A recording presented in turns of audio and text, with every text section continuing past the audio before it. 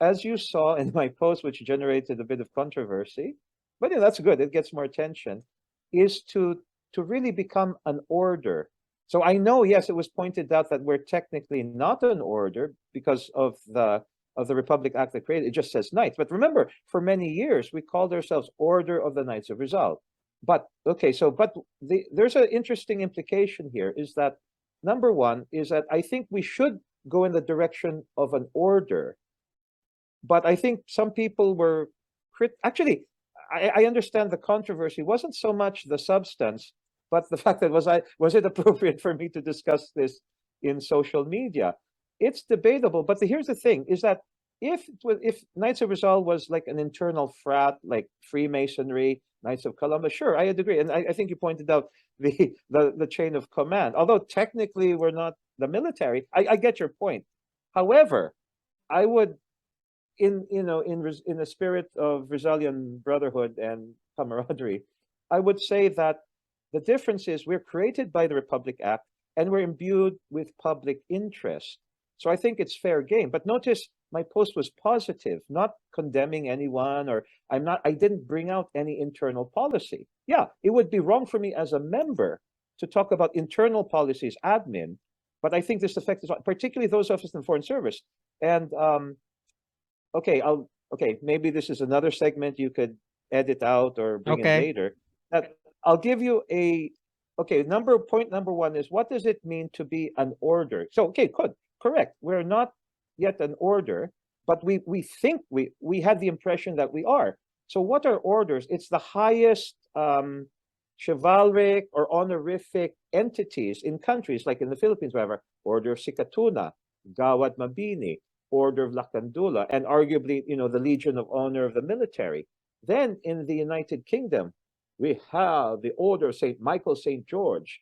In Spain, the Order of Isabella Católica. And all of those are co-ed.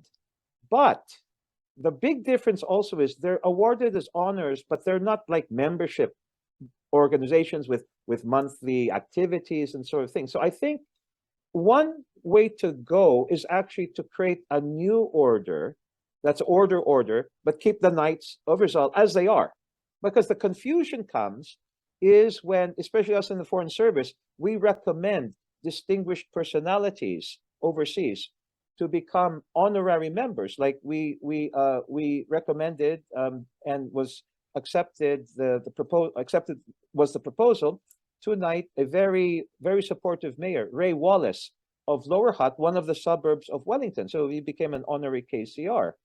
But, it's not very clear. Well, if you're honorary member, then what do? Are you expected to join along our membership fraternal activities? So I guess but, the reason why I talk about amending the law, that's a quick and easy way. But maybe that's a lazy way out. But you know how difficult it is to create new laws.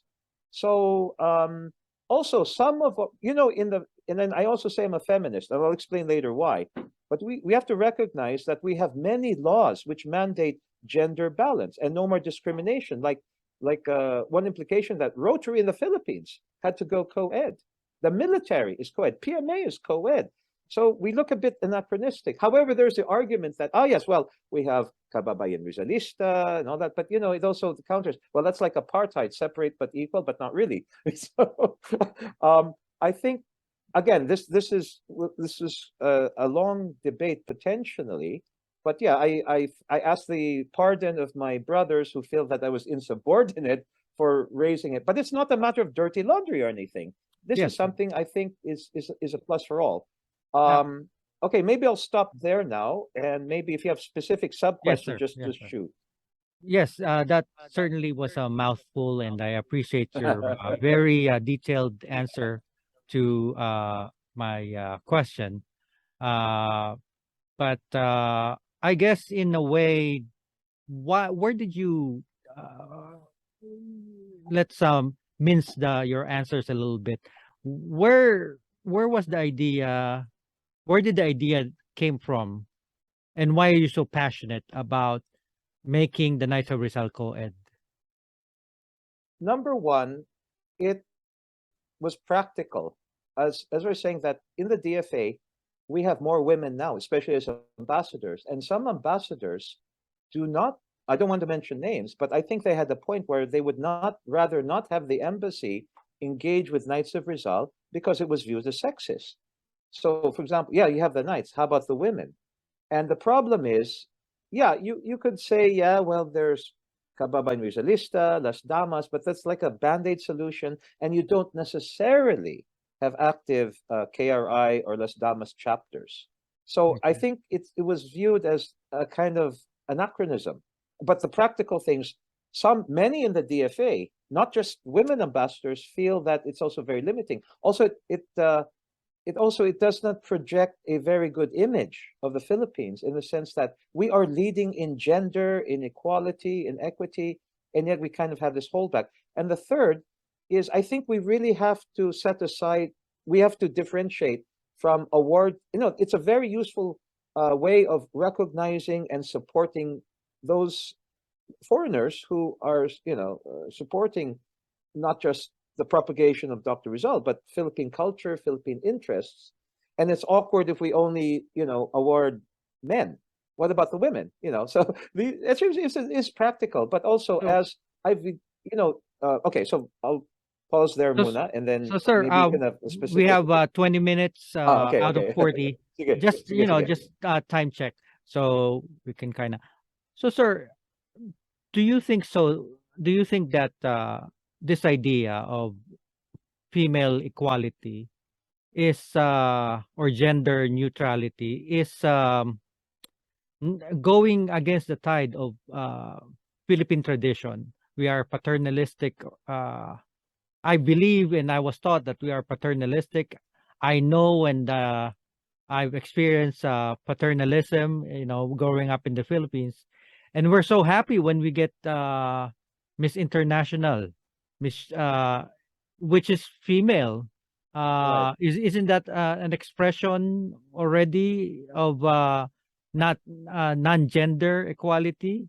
I mean, why are we so happy when isn't that sexist, Miss Universe? But the Filipino seems to thrive on it. Yeah, you said a lot of things I think should be the subject of several episodes because there's a lot to unpack there. But I would argue that even our pre-Hispanic culture championed equity and equality. Why? What is our creation legend? That man and woman emerged equally from a single stalk of kawain or bamboo as malakas maganda. And remember, in pre-Hispanic barangays, the babaylan, who was often a woman, was equally powerful as the datu. So I would actually argue that formally we appear to be paternalist, but in essence, we have more a maternal culture. And you see that, with due respect, most of the more noteworthy Filipinos overseas tend to be women. Okay, not excluding the men, but even the men who are outstanding tend to be those in a caring, nurturing uh, profession or mode.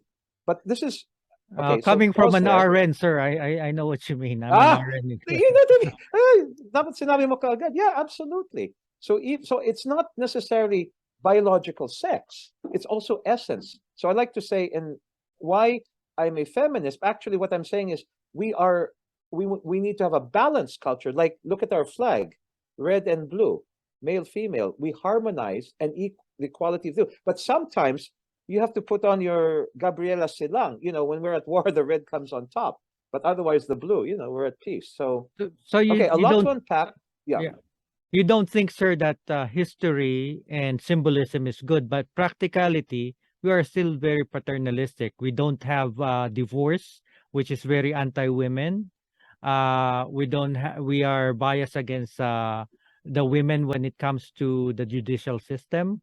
Look at some of the prominent senator who's still lingering in jail, and maybe when they had the hearing in the Senate, uh, they were very sexist when they treated Well, the female senator. So maybe historically, symbolically, we might be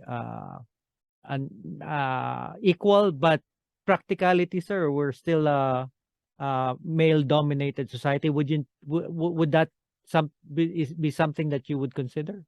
Well, I'll put it this way. And remember, as a civil servant, I cannot wade into political controversies, as you well know. But I'll say this, that I think what not just ails the Philippines, but the whole world is our malakas, maganda, our yin and yang in conflict. We need to harmonize. And yes, it was very sad that there have been misogynistic comments left and right. But to be balanced also, that we've led much of the, well, at least Southeast Asia or Asia. We've already had 2 women presidents. Our vice president is a woman. Philippines is the only country in Asia Pacific who's landed in the top 10 in the UN Sustainable Development Goals and Millennium Development Goals indicators for social progress, the SDGs and MDGs. And yes, we have a long way to go, but I think we could just all agree we need to do more work in balancing the considerations of gender and just a better society. So, sir, why can't we? Why did you pick the Knights of Rizal? Can we also have the kababaihan have male members? Kababaihan Rizalista, should they also have male members? And the Damas de Absolutely. Rizal, should they also have male? Is that your position, sir? Well, I mean, sir, if that's your position, you will have a lot of controversial controversy and a lot of resistance, pushback, not only from the male but also from the female. That's their bailiwick. That's not my advocacy. My advocacy is to make our organization, or what is the subject of the Republic Act, co-ed. Now, then the implication is we could go with a separate order. Like I said, that's more like Sikatuna, more like Lakandula, Gawad Mabini, or we could really make the Knights as we have it today co-ed. Now, actually, if we do that, then no, the KRI and Las Damas could co-ed, but I am not calling for any change in their structure. But I also recently joined Zone. Don't you think you can't nitpick? You can only choose. Oh no, but choose Knights of Rizal, but not the Kababihang Rizalista. But it's like it's like the Women's Army Corps in the military. I don't know if it still exists. So if the mainstream becomes co-ed, those women auxiliaries no longer need to exist. I mean, I'm not calling for their abolition, but now their organization is separate. KRI takes no orders, does not come under the chain of command of the Knights proper. And in fact, I've had challenges in trying to establish KRI overseas because they insist on 15 members, which is difficult to get. At least Knights of Rizal is much more flexible. You can go as little as say 9 or even less. But also they are, and rightly so, they are proud of their independence. So, but your question was not so much am I advocating, but I guess a bit different question. Would I support co-edness in all these other bodies? Absolutely.